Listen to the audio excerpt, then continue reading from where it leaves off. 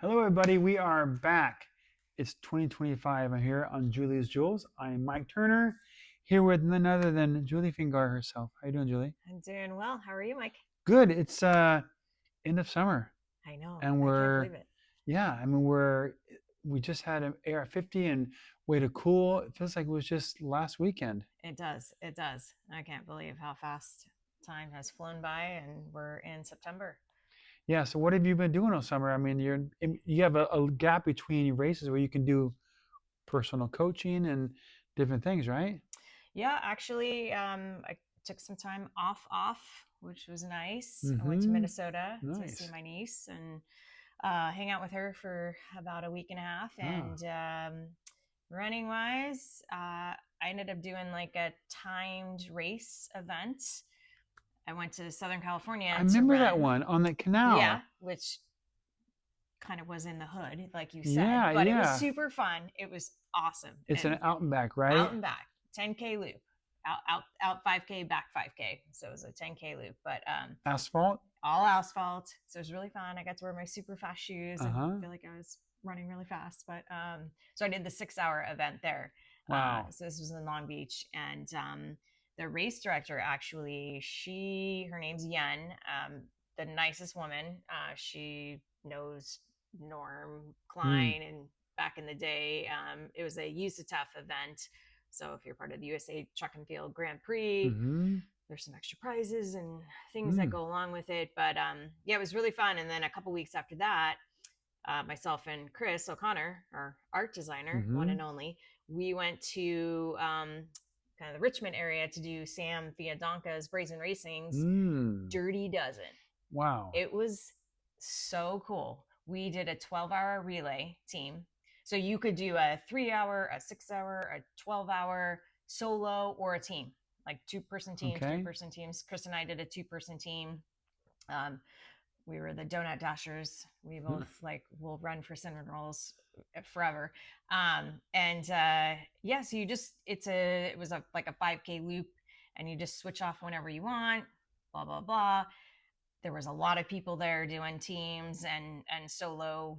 Great practice. It was actually on a trail, super Mm-hmm. beautiful. Never been to this area. And yeah, we ended up becoming quite competitive. Imagine that. But during this race, and we ran almost 79 miles combined in the 12 hours. Mm. And Wow. so yeah, we had a blast. Wow. So it was a fun, totally different than just doing your run of the mill ultra yourself and Mm-hmm. and whatnot. So the team thing Yeah, it was just sounds a lot of fun. fun. It's fun to do something different So than a normal race, to do something like out and back or do a team thing. It sounds fun. yeah, and the hardest part was stopping and starting. So we would do each like 6 to 10 miles Hmm. each and then switch off. But during that time, you think like, oh, that's cool. I get a break and whatnot. But then, of course, like starting up again, it was really, Ah. really hard. And as the day got longer and whatnot, it was really hard to Hmm.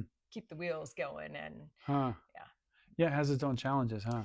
it does. But it was really fun. And Sam and Jasmine and his whole crew did a great job. And I highly recommend it. It's like the second week of July if anybody's interested Hmm. for next year. So I know the Donut Dashers will be back for sure to Donut defend the Dashers. title. Yeah. I've been doing a lot of rock scrambling, running in the Sierras, doing a lot of rock scrambling and practicing my scrambling skills. And went to Switzerland. We Yeah. did 170 miles on what's called the Walkers. Either it's called the Aute route or the Out route, or it's called Haute Walkers Okay. Aute route. It's from Chamonix, France, all the way to Zermatt, Switzerland. Is any of that part of the Tour de It Jean? is the first 2 days are on the Okay. TMB, and then you head east. Oh, wow. And yeah, we did 170 miles, 53,000 feet of Oh, my climbing in goodness.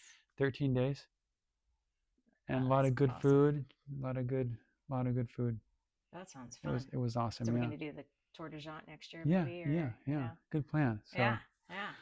but tonight we're All right. talking about Rio Del Lago, and we're We gonna are. we're gonna have several episodes. We're gonna get into tonight the race course, the first almost half of the course, and we'll have the other half of the course, and we'll get into other aspects of the course, like what shoes to wear, weather, crew, all those Yeah, different things. course nutrition. Mm-hmm. We'll talk about pacers and crews and tips and tricks for them. So keep your eyes out on the NorCal Ultras YouTube page for these videos coming out. If you're new to the race, it'd be good. A lot of information. If you're not new, the course is a little bit different because of the construction around Beal. So there's a little bit. If you've done it before, you should check it out because the course is a little bit different this year. It is, and we're going to get into some of those adjustments tonight, and then we'll readdress them in other episodes just to refamiliarize folks with the course. Yeah, well, let's jump into the course. Tonight we're talking about the start all the way up to the Auburn Overlook Park, right? We are, and so this is November 1st, Saturday, and we're starting at 5 a.m. at Beals Point, Folsom Lake. And both the 50K and the 100 miles are going to start together. So it's a combined start of both distances. I don't remember, it's on daylight savings weekend again, so I don't remember if it's light at 5:30 or 6. Like if I have a headlamp, usually you pack a lamp, you may not, it's always so crowded, you may be able to get, and it's asphalt, so you might be able to get away without a headlamp. That's a good point. It is dark, and most runners did have had headlamps in the past, but because we're on the bike trail and the Johnny Cash loop, there's a pretty ambient lighting, and if you're with a pack, most people are clumped up together in the beginnings.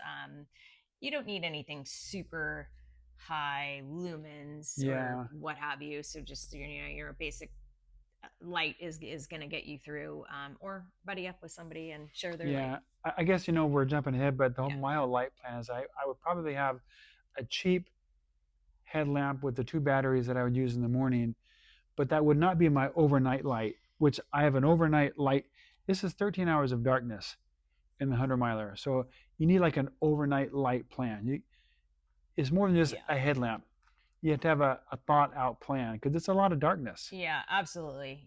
I think you need one for the beginning just hours, a cheapie that you can just 1 or 2 depending upon what kind of light you're using, and if it's rechargeable, what have you. And some of these lights are amazing. They like light up the sky, like literally. But you want to save those for later on, after, for most people, after Overlook, kind of heading on to the second part after like Highway 49. Okay, so in the morning, have a cheap headlamp that you can just that you just use for like a mini flashlight too would be fine. Because you really, again, you're going to be on pavement and the decomposed granite on the side of the bike trail, so it's not technical footing, but obviously you'll just want to just be aware.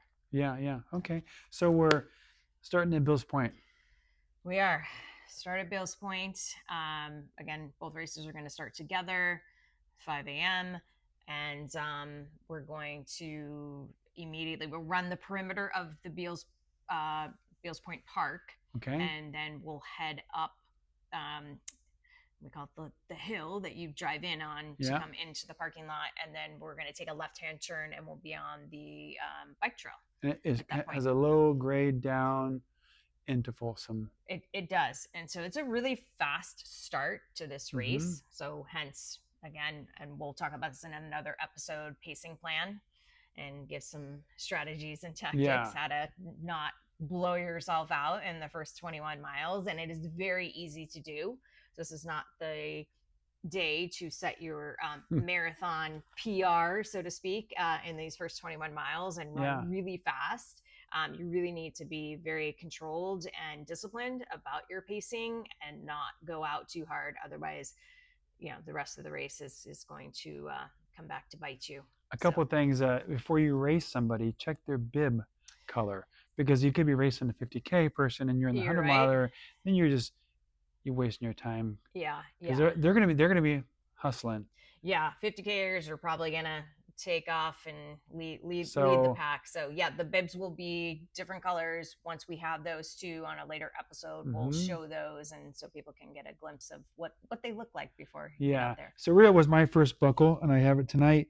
And the advice I got from some veterans was that to stop and start, like walk, like forced walk. They'd say, walk to that tree and then you walk to the tree, and then you run to the next tree.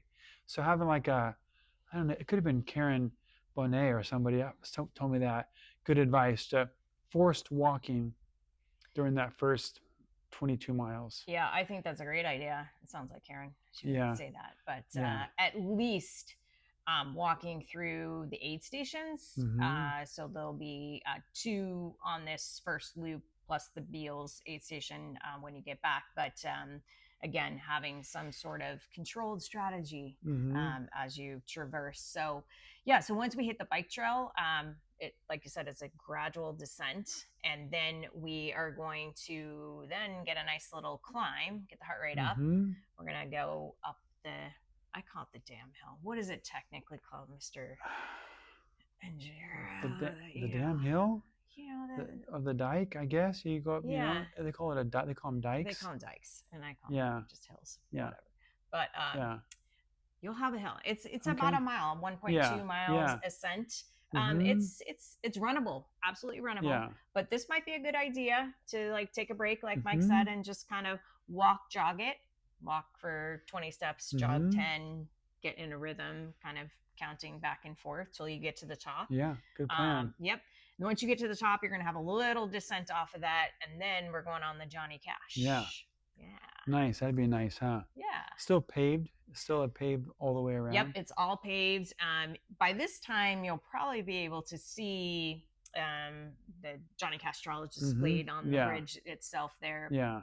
It's kind of fun to see the ambiance of what they've done to this trail. Nice. So that's where you'll connect to Johnny Cash, and you'll take Johnny Cash for about 2.7 miles into Old Town Folsom. Mm-hmm. And then from Old Town Folsom, is that where your first aid station is? Is in? Nope, we're close. We got to get to Willow Creek. Okay. On the south side of Lake Natoma to get to that first aid station. So Willow Creek is, let's get a mileage chart, refresh my memory here. So we're looking at just over 9 miles, 9.28 miles to Willow Creek. Remember, it's going to be hopefully cool, crisp conditions, but you'll want to have at least a bottle, if not two, or if you have a hydration pack, to get you through those first 9 miles before you hit that Willow Creek aid station. So yeah, from Willow Creek, where are we going? Well, what I like about the aid station mileage is because I always look at like a 100-miler, and I like to know what's my longest stretch. And this one, the longest is from ADO all the way around. That's usually a long one, getting over there to ALT. But there's two other 9-milers. This is one, and there's another one. So once you get this one done, you only have you'll have two long distance stations to continue. I like to think about Mike's already predisposition your strategy for you. So I like to think about taking notes as get that knocked out. That way you get one of those 9s are gone, then it all gets better from there. It does. Yeah. Okay, so we leave Willow Creek, Mm-hmm. And they'll have good food, some breakfast up, probably some fruits and stuff, right? Yep. They'll have your aid station buffet ready to go. Scratch hydration, give energy gels, peanut butter and jelly sandwiches, potatoes, chips, cookies, anything you possibly can imagine. So if you did eat breakfast, that's a good. This is eat early, eat often. A good time to check your stomach and start eating. Especially if you miss breakfast, have some bananas and different things, Maybe not so much sugar. Yeah. I think more of the solid foods if it were me. Yeah. Just because your stomach can handle it better early on. Yeah. But a mix of both would be ideal to keep doing throughout the race. Okay. So you leave there, and then you heading over Black Miners Bar. That's your next stop. Yep.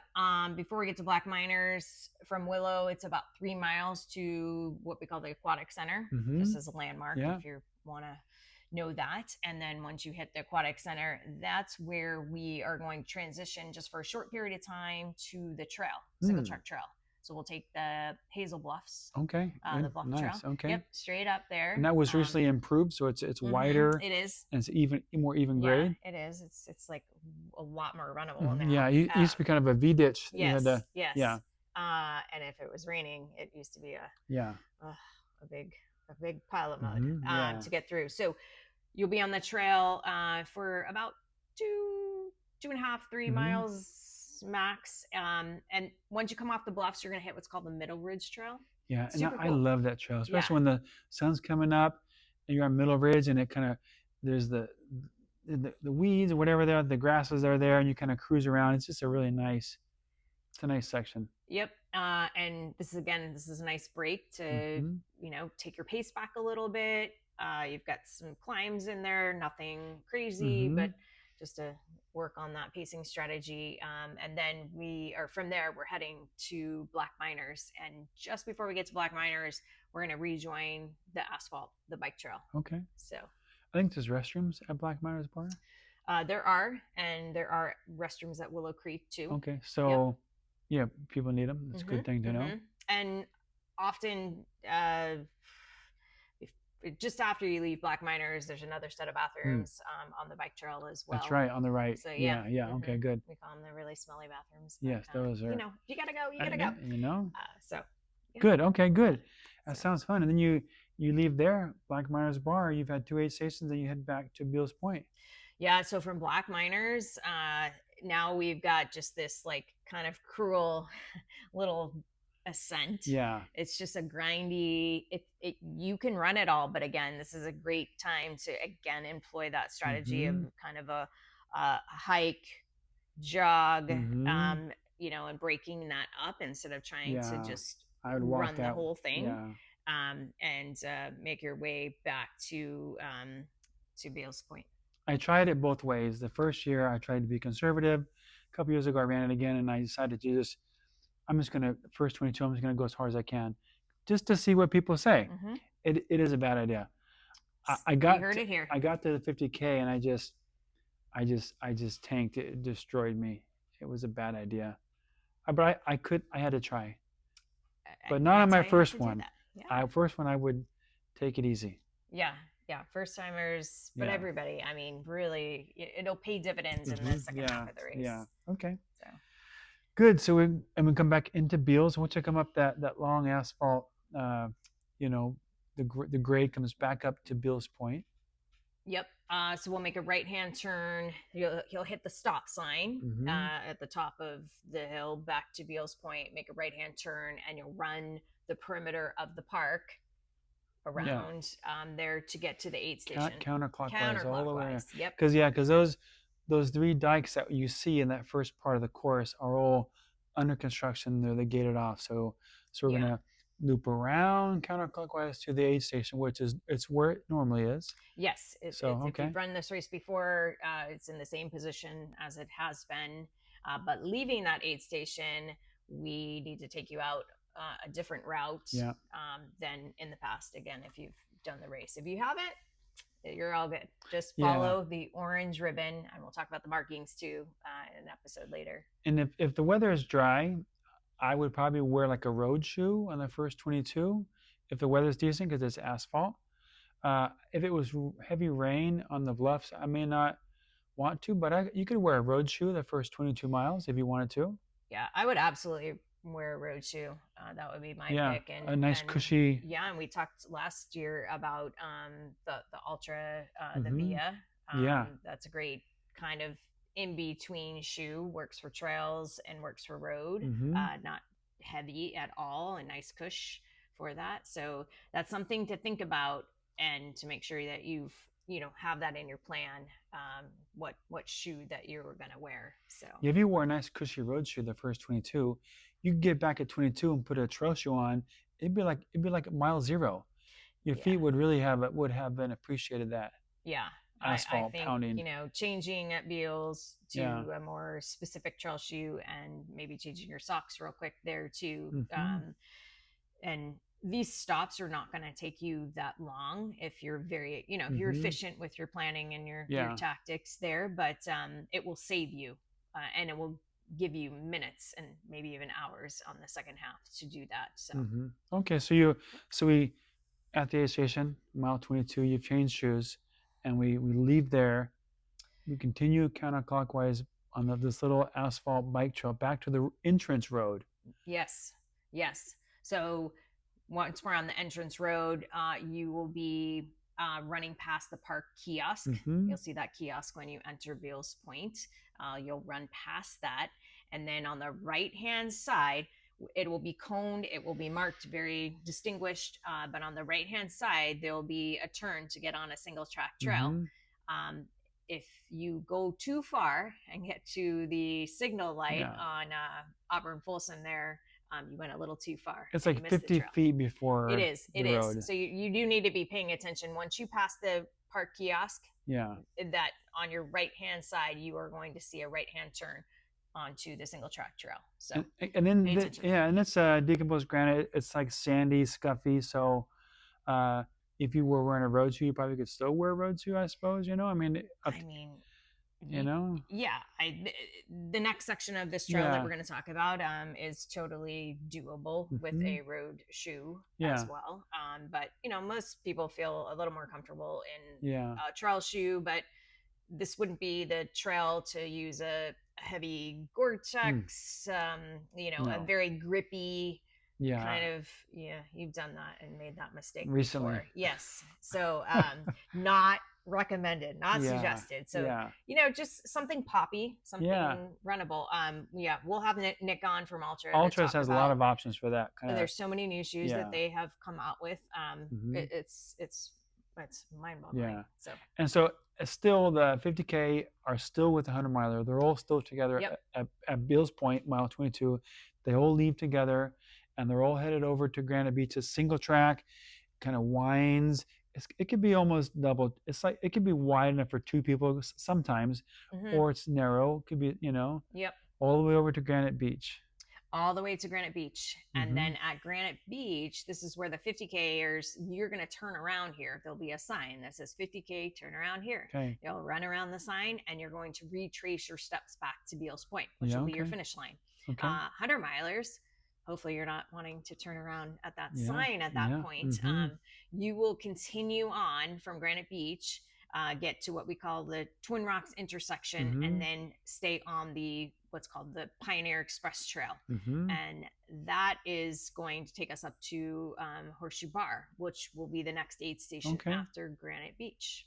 Horseshoe Bar, and it's a nice one, because you're getting in the groove of aid stations, and it's always a good one. And we have the infamous Rock Garden meat grinder prior to getting into Horseshoe, which is always a hot debate of how long it is, how technical it really is. You know, those of you who have not run this trail before, you probably won't even notice it. But the locals, you know, have to. It's just slower, no turnover. It's just up and down. It's rocky, and you're not going to have a good turnover. No, it's just a section where that's a great time to get some more fueling and hydration in, and kind of as you're just like, you know, not moving very swiftly through this section, but it's not that long. And so because you're at that point, you're already almost your mile 35, or you're 32. You're kind of, you need to start thinking about, you know, the day and going, it's getting warmer. You're going into the day. If it's a nice day, it can be warm. So you need to be trying to eat still and trying to keep moving. This is a race. There is another video on our YouTube channel with Patrick Morin, who has run a race before, and he kind of describes it as you could run Rio and get like all seasons in one day. And so it's absolutely possible. We don't know. It's still September. What's going to happen November 1st? But, you know, it could be hot. It could be cold. It could be anything in between, raining, sleeting, hopefully not, but we'll have to see as it gets closer. But you want to be prepared and really start thinking ahead on, you know, items you might. I think you told me last year that I always thought it only rained when I signed up.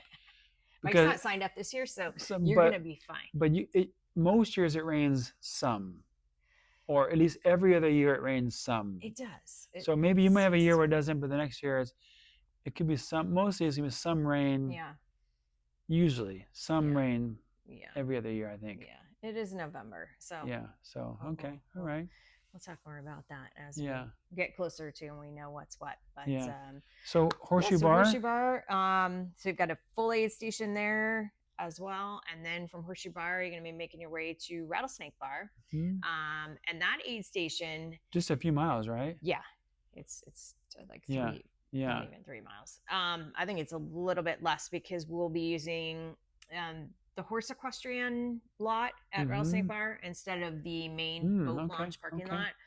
Anybody who's run Yeah. American River It's up. It's up. 50, It's up higher on top. yeah, it is. It is. You pass by it Mm-hmm. en route to the main Yeah. boat launch parking lot. So Yeah. just look for the signage. It'll say aid station, and you'll make a turn into there. But that's where that aid station will be. And again, another full aid station. Um, yeah, lots of support there. Yeah. And I think you have those close together because once you leave there, you're going to Auburn, and there's not really opportunity to have a full aid station. There's a water station, but there's no full aid station until you get to Auburn, right? Right. So it's about 6 miles. I'm ishing, those of you who Mm-hmm. know exactly how much it is, that's great. But from Rattlesnake to the base of Cardiac, Yeah. where there'll be this water station. So Yeah. you do need to have 2 full bottles when you leave Rattlesnake or more If it's, at especially that point. if Yeah, it's a especially if it's warm. But even if it's not, that's not an yeah. excuse not to drink and stay Yeah. hydrated. So Mm-hmm. other things can happen when it's cold and you're not hydrating enough as well. So um, Cardiac at the base, there just be a water only station, and so you can fill up, just top off, and then you've got just about 3 miles, 5K to the Overlook. But it's 1,000 feet or Yeah, 1,500 feet. yeah, but here's where we're going to connect back. So we're going to come off the dirt, the trail, and then we're going to connect to asphalt. Yeah. If you run American Because River, it's a gravel road, it is. and then at the intersection up there, whatever, it turns to asphalt. Right. Right. So yeah, okay. It's a climb, and here's another chance to walk, jog it, do a different kind of pacing strategy up the hill just to get you up that.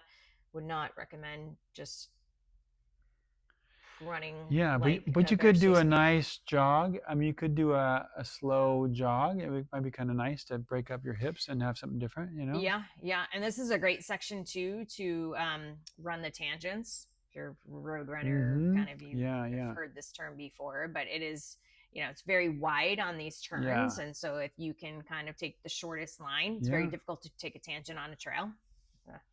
Just because it is. Yeah. But on the road, on this wide asphalt path up to the Overlook, take those tangents, and I'll help you out a little bit and give you something else to focus on as well. Yeah. Okay. Yeah. Good tip. That's a good road tip because I don't often think of that.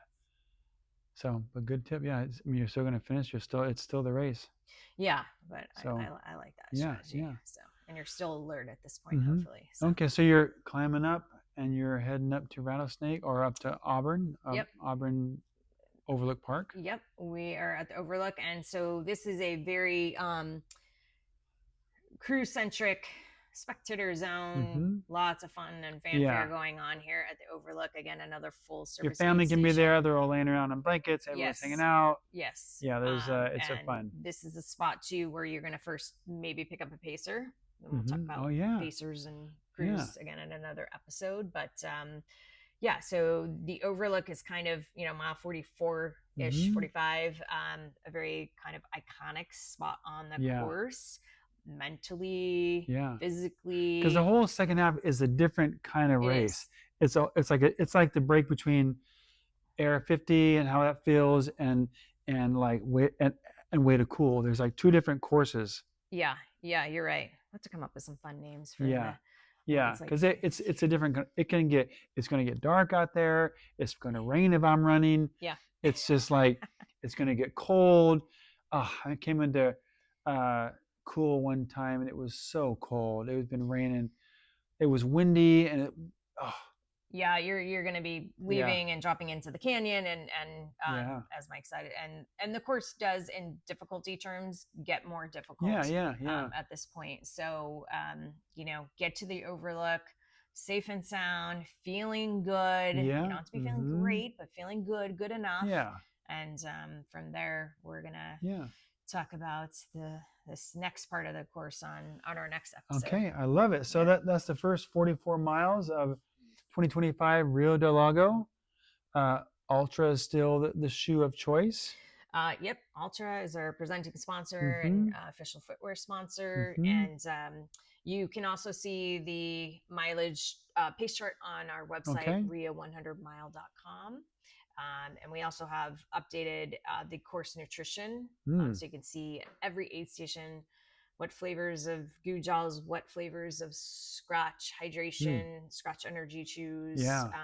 salt stick, jam bars. They're going to be there. And we'll spend a whole other episode just talking about Yeah, because nutrition and bring in Makiko from scratch to yeah, help us last out year there. they had a new flavor They did. at one of your races. I think they had grape. Yeah, it was, Yeah, it was good. it's And then really, really good. then they have this other one. It was like a tea or something. And they had several stuff that were really good. Yeah, and we've got some fun things planned with the scratch team. Makiko and Kim will be on site Awesome. to activate. So yeah. Cool. Well, great. That's the Yeah. first 44 miles. So keep your eyes peeled on the NorCal Ultras YouTube page. We're going to do the next 44 miles to the end. We'll get into nighttime, rain gear, footwear, all the things you need to know to get through the night. 13 hours of darkness. It's a lot of darkness. Probably one of the most. I think so. Yeah, one of the most dark races I've ever heard of. Yeah. So, okay. Okay. Thank you, Julie. Yeah. Thanks, Mike. Thanks, everybody. See you next time.